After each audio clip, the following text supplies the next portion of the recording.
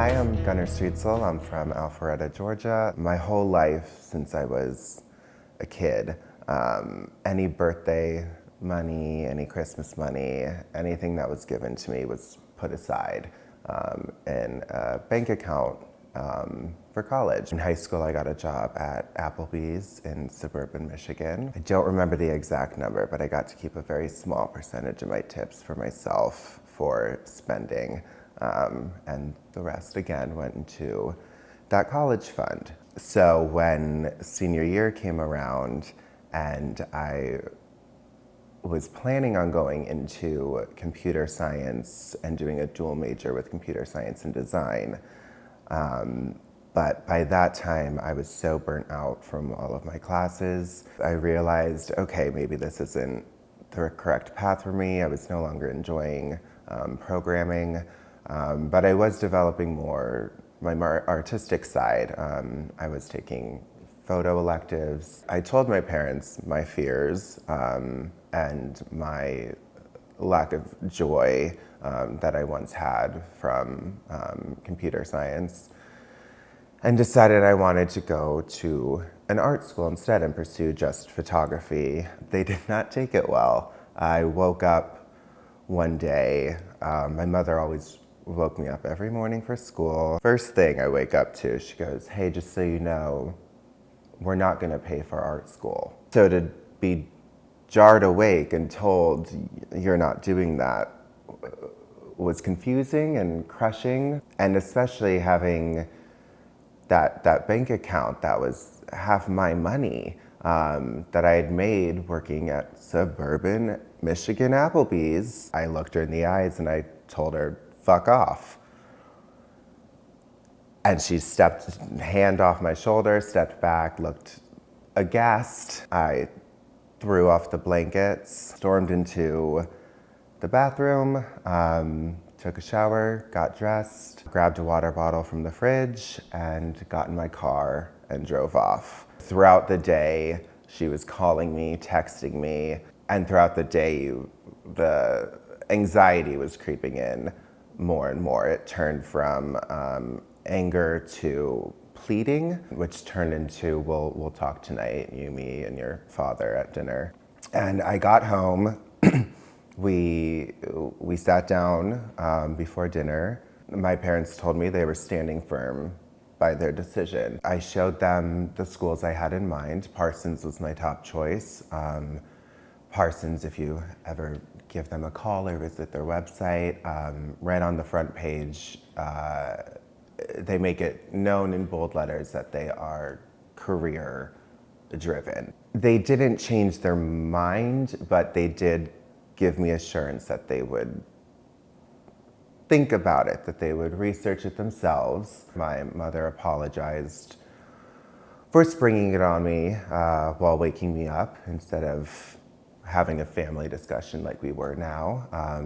I apologized for telling her to fuck off. It was a senior year. We had a fall break.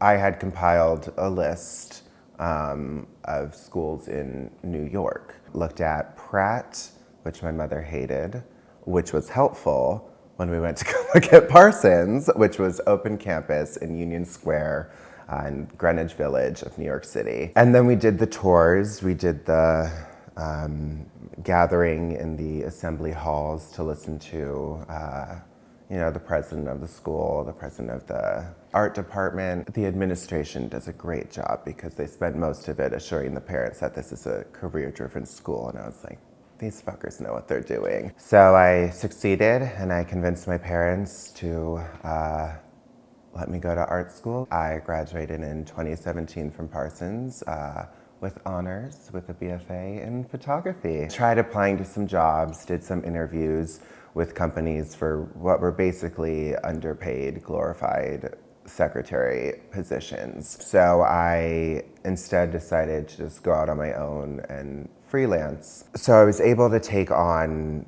some different opportunities. I had started dating a guy who worked at Stonewall, who was interested in starting a variety show. That was a blast. I got to meet so many new people. I had been watching RuPaul's Drag Race since I was in high school when a friend turned me on to it. And now I was meeting and working with the real life people. But then COVID hit, and there were no more freelance jobs to pick up.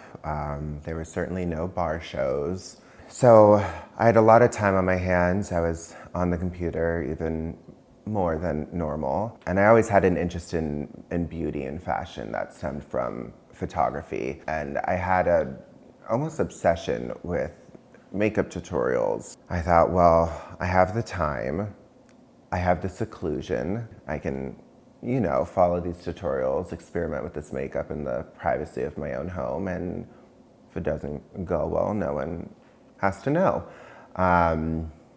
But it did go well because I watched a lot of tutorials. At that point, I thought, okay, I'm gonna start reaching out to my friends. I texted a friend I had worked with a few times. It took her a while to get back each time, and she wasn't really answering my questions, which eventually led to her stopping me and telling me that drag was difficult, it was a huge investment, and she didn't think it would amount to anything for me. That really hurt, and all over again, I felt like I was being told I can't do something that I'm excited about. And I didn't tell her to fuck off. I just stopped texting her because 8 years later and I grew. I reached out to a few other friends. I knew now not to put all my eggs in one basket, not to rely on one person,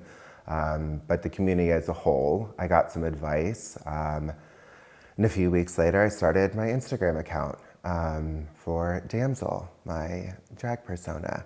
I was getting some guest spots on some digital shows, because at this point we were still doing Zoom. And then bars started opening up for shows. I got a guest spot at a friend's show at Icon in Astoria. I was also working at Stonewall, hosting and seating for the drag shows. That drag queen I had originally reached out to was there as a guest. She saw me, greeted me like an old friend, gave me a hug and said, "Gunnar, oh my gosh, I had no idea you would be so beautiful. I'm sorry I didn't answer your questions. I just thought it would be a waste of my time. But you're gorgeous, and I can't wait to call you a sister." And I did an imaginary hair flip. I said, "Enjoy your show." And then I yelled at her because she was seating people, and that was my job. And now we're back to being good friends. I might have a show coming up with her soon. And it seems like that might be the secret to success, is having someone close to you telling you no, and doing it anyway.